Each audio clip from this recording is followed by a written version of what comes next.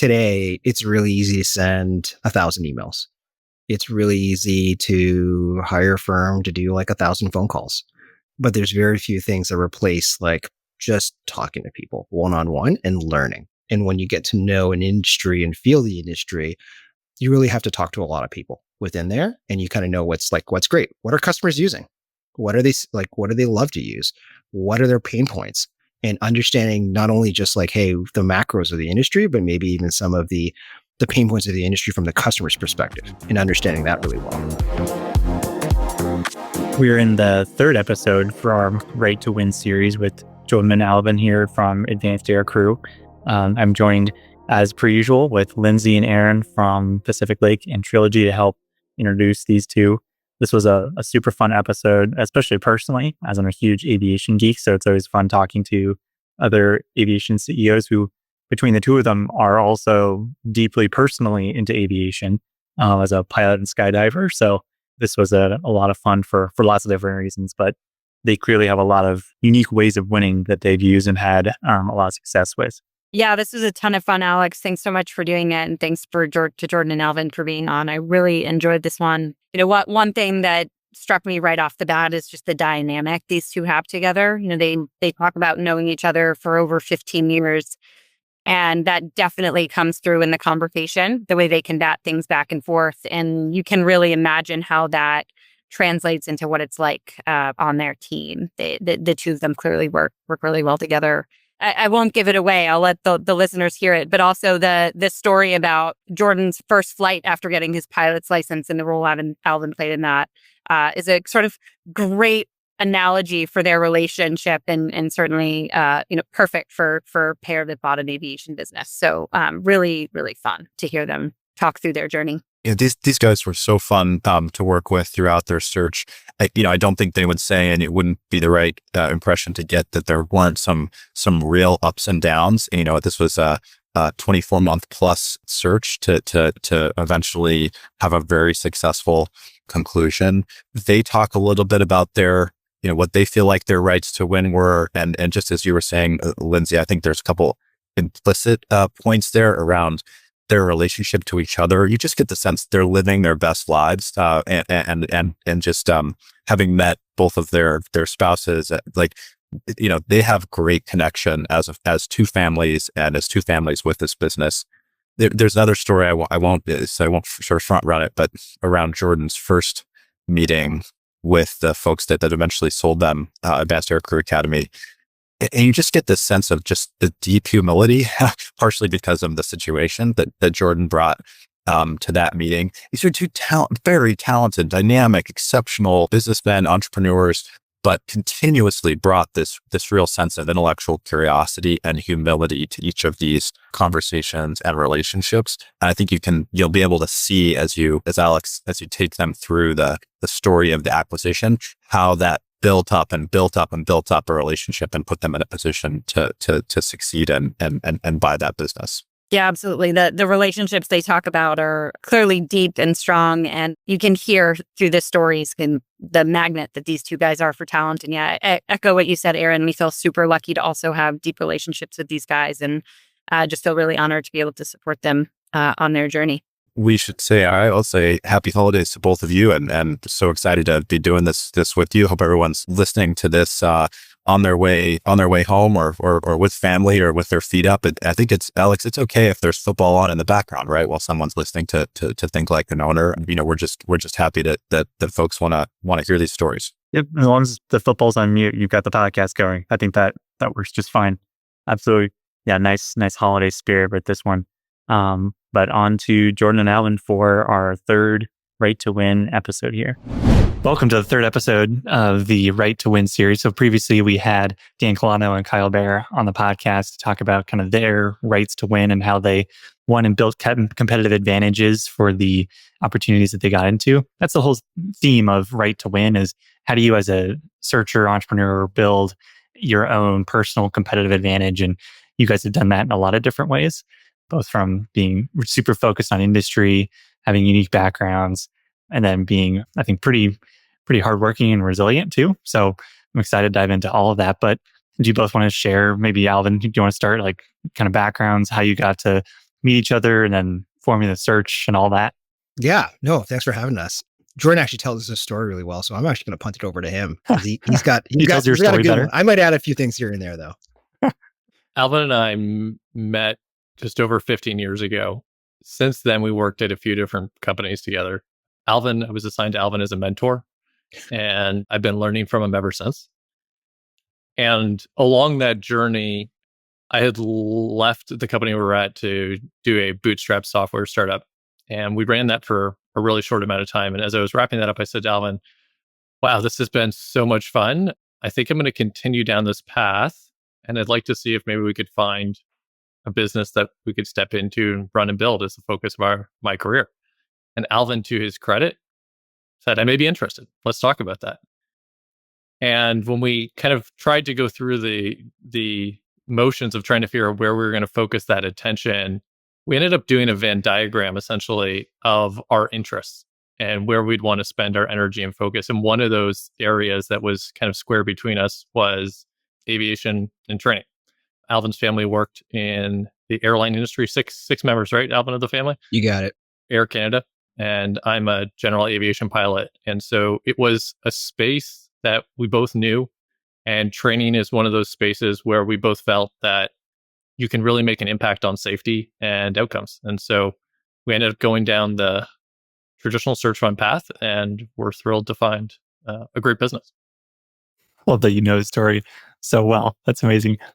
I didn't realize it was 15 years you guys had known each other and worked together in lots of different ways. Yeah. We worked together for, I want to say, Jordan, 7 years at GE and then 8 years at JP Morgan. Well, you were there for a good chunk of that time before launching off on an entrepreneurial journey doing the software startup. But otherwise, yeah, we've known each other for a really long time and gone on ski trips, know his families really well. And it's just been a blast. Like being able to work with like your best friend in a business is like awesome, man. Day in and day out. Hey, funny story. Alvin was actually, when I got my pilot's license originally, Alvin was my very first passenger. I don't know if that was out of ignorance or support, but he got into playing with me. I didn't have kids yet at that point. Yeah. There we go.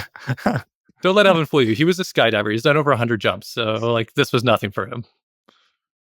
Where'd you go? Like $400 cheeseburger or something? What'd you do? When I got my license originally, it was at City Center Airport in Toronto.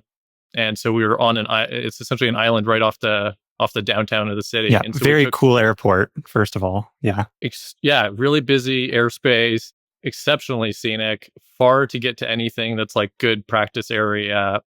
But the flight school there was excellent. And we took off and we essentially just did some laps around the CN Tower, which is just such an exceptional and rare task that you can fly below the height of the tower and you're essentially flying at the observation deck height. And so we essentially did a few of those and took it back into land. That's so cool. And so this Venn diagram focused around travel and aviation, how did that get reflected as you started your search? You talk about being super focused. And if I was like an intern during your search watching that, what do you think I would have seen? What would I have noticed and picked up on? I think one of the things that, within the search fund community, folks talk a lot about an industry focused search. And what we knew looking kind of at the areas of our interests where, hey, this particular industry is big enough that we could find, that purpose and enjoyment out of, finding a mission that suited us.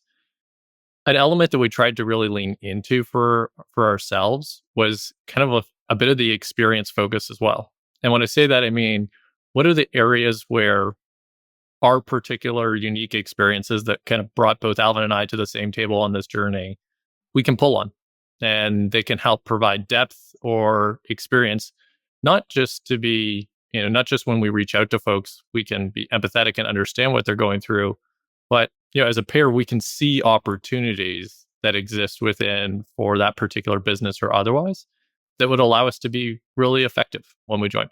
And so I think if you were with us in those days of the actual search journey, I think you'd see us. We essentially ran like two separate processes. Alvin was going down one side and I was going down another, and we'd pull together and look at things. And when we, wanted to make a change, we just made a really close pivot so that we made the most of our time and energy. What did that mean turning away?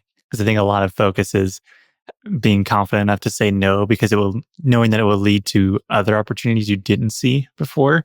So what did that feel like? Humanly, when you first start a search, there's everything under the sun can be really exciting. And I think like just learning along the way in terms of what is the right business for us, in terms of where we are a match, not only personally, but professionally. And also like, do the business dynamics of that particular company fit within the search fund model?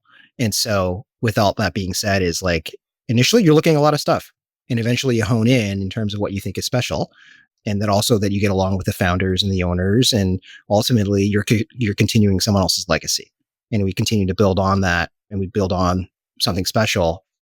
Saying no is like being focused, and being focused is you do end up turning things away that ultimately might not be the right fit for you, but it will be a right fit for somebody, because entrepreneurs spend a lifetime building their businesses and pour their heart and souls into it.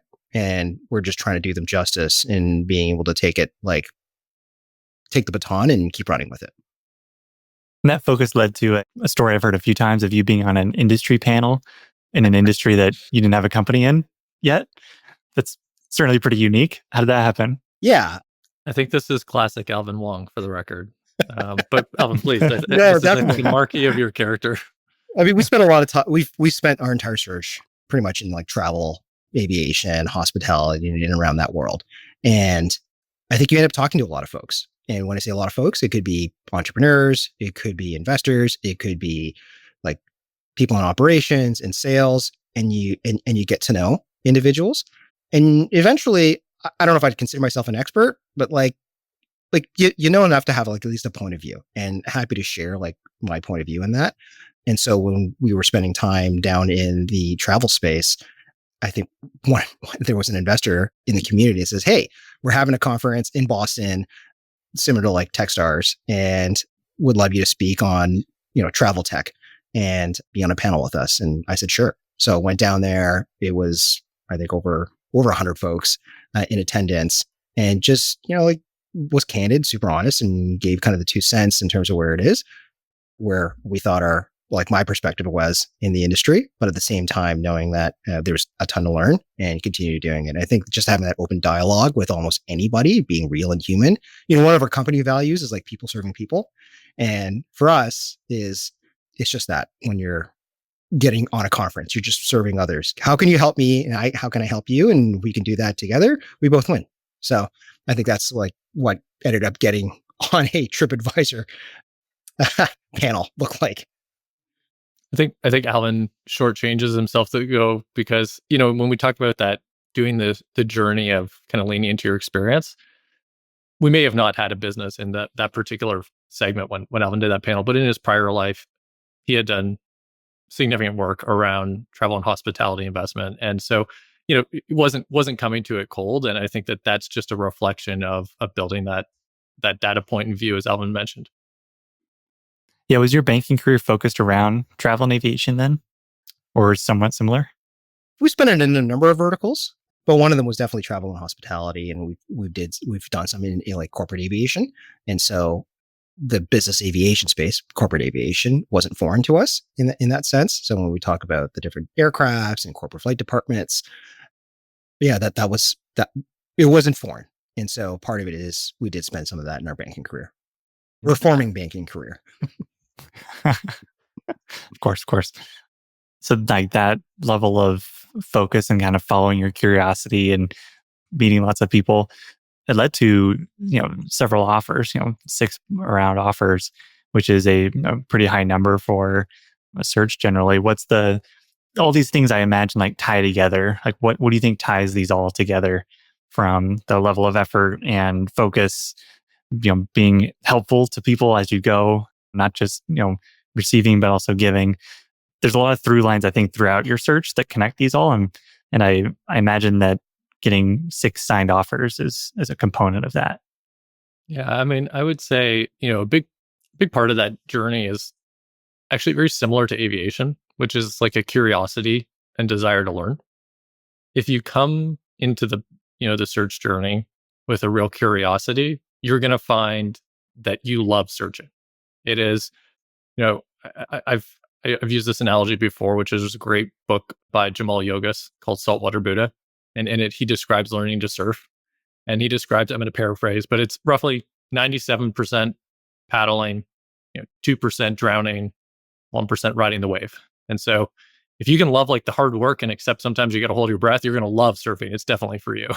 And I think that that's what the search journey is a lot alike. And so if you come into it with that curiosity and you have some of that discipline, for instance, our focus in travel and hospitality, it just means you don't have to go as far to learn the next piece. And I think that that curiosity comes across as genuine and authentic. Like you're interested in learning about that business and learning more. And that I think that was probably a contributing factor to those offers. Yeah, and I like with Jordan, he's like the salt of the earth kind of guy.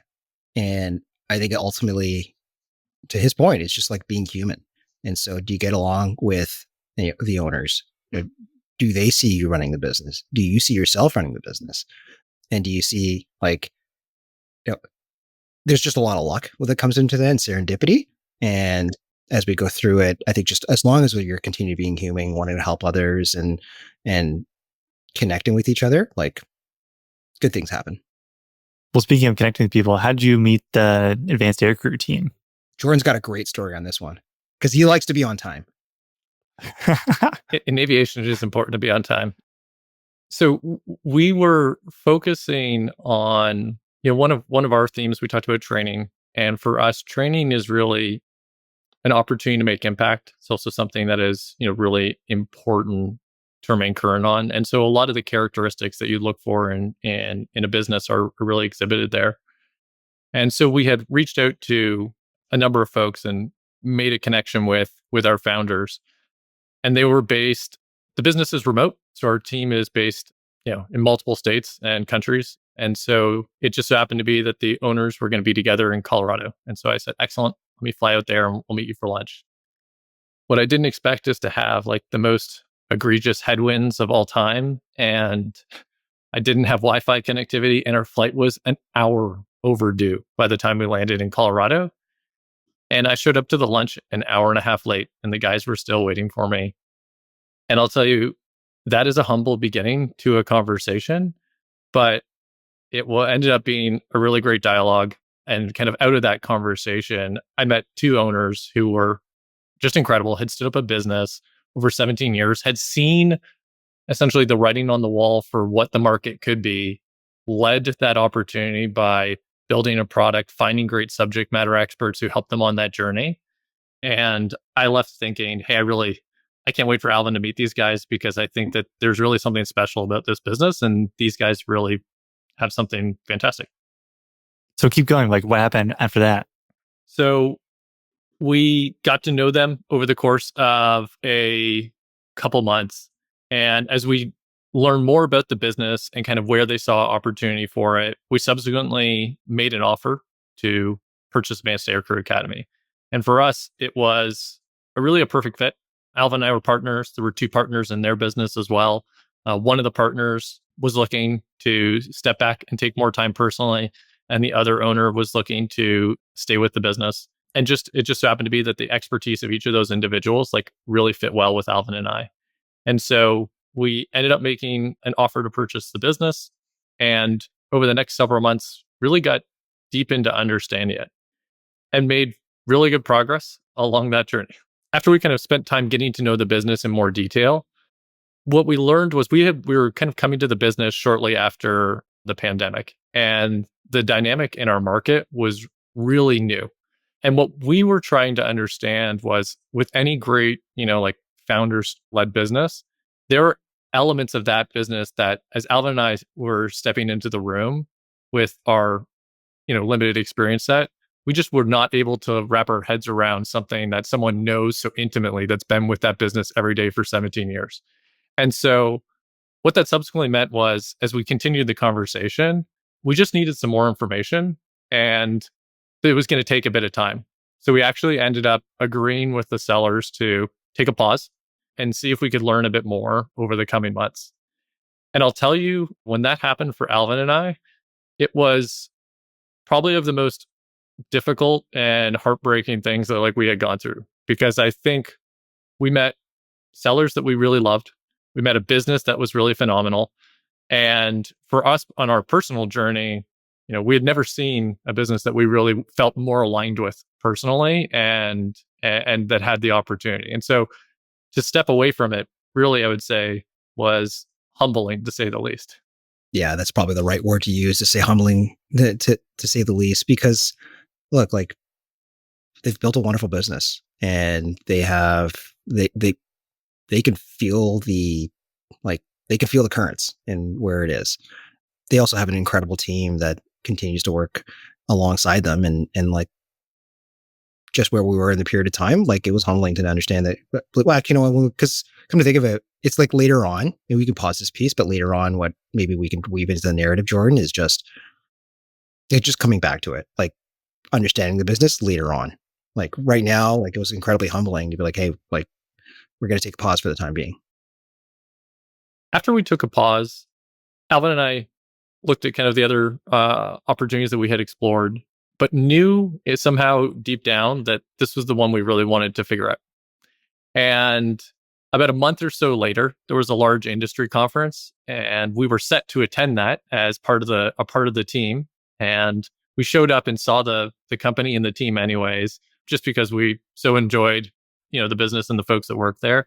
And everyone was super welcome. And we had a great conversation, and we hung out in their booth. We actually went out for dinner with some of them.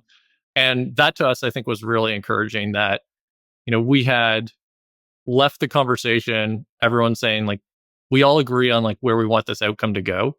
We just all are not on the same sheet of music for the information. And so what that meant for us subsequently was, as we continued down the path of, trying to find, somewhere where we could focus our energy, we knew that we wanted to lean into this business. And the practical reality was, I was living in Charlotte, North Carolina at the time, and one of the owners was living in Charleston. And for those who aren't maybe necessarily familiar with the search fund model, like this is a point where like we're less capital on the runway. And so for us to continue to invest in that relationship, it meant that I would drive down to Charleston, about 4 hours one way, have lunch with the owner, and then drive home one in the same day. So a nice 8-hour round trip, because we couldn't afford a hotel to stay in. And I think that what was really nice is we ended up doing this a couple times. And at one point in the journey, it really gave us the opportunity to kind of learn more firsthand and kind of watch the business evolve over a couple more months. And what happened eventually was the owner turned to me and he said like, hey, are we going to be friends, or do you want to buy this business? And I got in the car and called Alvin. And I said, we're going to buy this business. And so a week later, we were under LOI again, and then we closed on the business in July of 24. And so what's been the first, I guess not, it's been like, 14-ish months, but what was the first couple months like once you closed and were like, all right, we're here. Now we got to figure this out, grow it, focus. What did that feel like? There's a lot going on, and part of it is being first-time CEOs, and it's humbling. And so we're in a business now where there's collectively 17 years of knowledge, and we are learning 17 years of knowledge in a very short period of time. And I think like you got to be candid about it. Like you're just learning a lot. But I think Dan and William in the business were incredibly supportive and just wanted us to learn the ropes with it. So like having their support was like super awesome. And everything that coming out of the business in the first like 60 days was what we expected. And that's amazing. Like it is amazing to be having that feeling and having a ton of fun and learning and growing as an individual, but also like leading the business into the next stage. I think one of the things that, to add to Alvin's comment, one of the things that is often difficult to appreciate is the dynamics of a business that is remote. And this business has been remote since it was founded, versus a business that's in person. When we announced to the team that we were purchasing the business, our founders essentially flew everyone in and, made the announcement.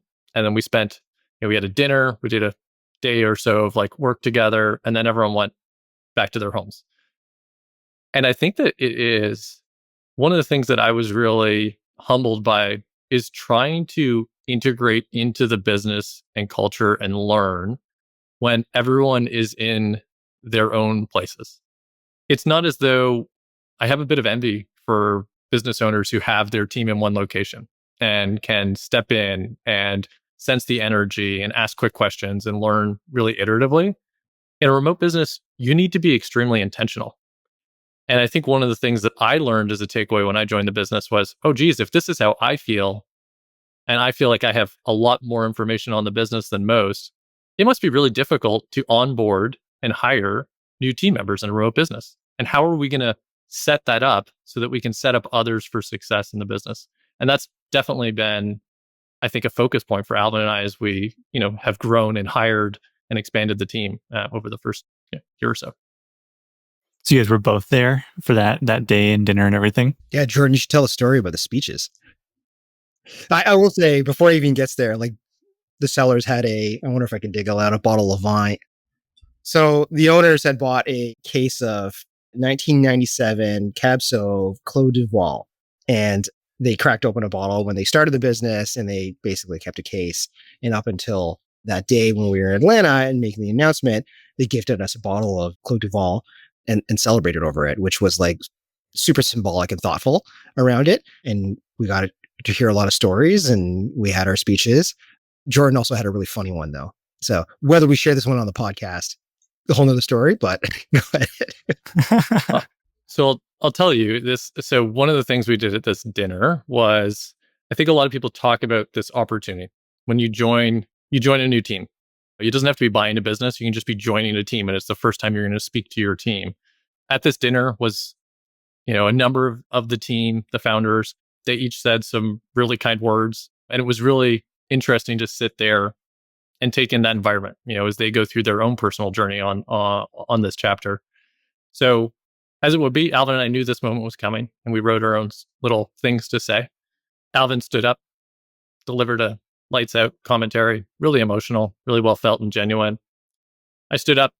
Someone had given me the guidance. Hey, make sure that you let people know to be calm and things are going to be excellent. And so what I had written down was essentially to let people know. Someone had mentioned to me hey, let people know paychecks will continue to arrive as they expect, and everything is good in the business. And I had that note, but I didn't read it. And then instead what I said is I stood up and said hey, we're so happy to be here. Just know, don't expect any change in your paychecks. And then standing at this table with everyone sitting, a little piece of me died inside. And I thought, that was not what I meant to say at all. You recovered. And you recovered. But I'll tell you what, that was a cold sweat. I was like, that's not the foot I meant to lead on. But needless to say, the team was incredibly forgiving and got the sentiment. But you recovered. That's good. It sounds like there's a recovery, perhaps, right? There was a small correction, and then nothing just kind of moving forward, to direct that. Gotcha. Yeah. I mean, the danger is you do go too far into the kind of corporate press release speak of announcing the change to the team without the emotional piece behind it. So there's a fine line for sure. That's funny. It actually, same trip in Atlanta, we talked about how we had the opportunity to look at the business and then went pause. And what had happened is we were getting ready to purchase the business the first time before we took a pause. Was we had referred to the business as Artemis, which was a reference to the NASA moon missions, going back to the moon. And our team color is purple. It's our brand color. And I had found NASA Artemis purple t-shirts, and I had ordered them for a large constituent of folks. And then as soon as they arrived, 2 weeks later, we went pause on the deal, and I had this huge box of NASA t-shirts in my closet. So needless to say, fast forward, 5 or 6 months, we closed on the deal, and I come down for breakfast the morning after that speech. And I see one of our founders sitting at the table. And before I can say anything to him, he reaches into his bag and pulls out a blue NASA Artemis t-shirt. And he said, I found these t-shirts and I thought that they would, they were a good recommendation. And I turned around and I pulled out a purple one. And we both kind of just looked at each other and laughed and thought, have funny. So I have both of those t-shirts and we wear them frequently. Amazing, amazing. Good code name too. You have to have a really good name for your project. I think that's really important. It for sure more energy wasted trying to think of a great code name for that than was due, but still like it to this day. Yeah, I've burned a lot of good code names to this point. One day I'll probably get a good one, hopefully. But yeah, there's value in like having like energy and like a greater sense of mission behind like what you call something, just how you talk about it, and it all comes together. I think it's important. I think it's more important than maybe others might think, but there's value to it. Oh, we always I think from our prior lives, like we were always proponents of like the name of the company has to be the name of the deal. Like they have to be aligned. So it instantly limits you in where you're going. Yeah, I agree. So through this like emotional like ups and downs of the search, like how did your search community members, like how did they kind of help you along? And I'm personally curious too, because I've had my own ups and downs through the search. So any kind of things that were helpful for you are probably going to be helpful for me too. Yeah. I think one of the, there's probably a few layers, and that's one of the things that we've enjoyed most about our journey is in fact the community of great folks, whether that's other people who are on the same journey, or those are the partners that, that have backed and supported us on this channel. I think that one of the things that is really helpful as a table setting is to be direct with folks. Everyone kind of knows the journey that you're on. And, when things are good, share things are good. When things are rough, it's okay to just say, hey, this didn't go as expected. And when I think the hardest one of all is when things are uncertain, to be direct about the uncertain. Like, hey, this is what we don't know, or this is something we've learned that we didn't expect. And so it's going to take a bit more work for us to get to the bottom of this. And I think that that's a great way to build credibility around your brand, being able to say, I don't know, or I am uncertain. And in our experience, Alvin, curious to your take, but when you put that out there, like people lean in even more. People are thrilled to help. And, people will help share their perspective or ways to look at things. And that's really what we always found is like the unlock to move forward, is kind of like that willingness to put it out there. Yeah, 100%. And like we've had the opportunity to be in town halls with Jamie Dimon, and something he said that resonates with us all the time is, people are human. And when you realize that you're all alike, you can really start having open conversations with people. And so just having that understanding and humility that it's okay to be vulnerable. It's like okay to like open up and share what's difficult. It's also okay to celebrate success. And something you'll hear us saying all the time is like, when we work together, we win together. We're going to lose sometimes and study our losses, but let's have some fun doing it. And just with that particular attitude with our partners, like it was great and super refreshing when you were just having a conversation, what is great, what's not great, what's top of mind, and having folks that have been down that journey a lot, not only with other searchers, maybe they've been in that seat, and sharing their experiences with you is incredibly comforting. And when you can do it together, it's just so much more fun. Yeah, much more fun to do it with the community behind you. So as I think about the kind of rights to win and competitive advantage you developed, before the search, during the search, and now we can talk about kind of running the company and how those advantages carried over. But the summary to this point in my head is there's a intense curiosity. You're very people-oriented, relationship-oriented. And then this last point, honest with yourself and those around you and direct about it. How do those kind of carry over into running Advanced Aircrew? What does that look like and feel like? I think that is the essence of kind of stepping across that threshold and joining any new adventure, whether it happens to be a business that you purchase or a new role you step into in an unknown business, anything of that nature, or a personal challenge. It's that curiosity and then, the patience. I think people talk about the patience a long time. I think that patience is one of the hardest things on the journey. And I think if you talk to the partners that we work with, there's a real desire to make sure that you understand the underlying fundamentals of kind of your product and your customer base before you think about doing anything heroic to change what is honestly a great business. Otherwise, none of us would be here talking about, these businesses. So that I think is one of the things that I have had to work on. Is there's a lot of things that we would love to do with the business, but having the focus to slow down and do them sometimes in sequence instead of in parallel, I think is still a learning point for me. And I wouldn't represent to my team that I'm excellent at it yet, but I'm working on it. I know there's a Johnny Ive quote you like about focus. What was that one? Yeah, I mean, I think our team is probably pretty sick of me playing this video, which I give credit to Dave Dodson. I caught this from him. He shared this.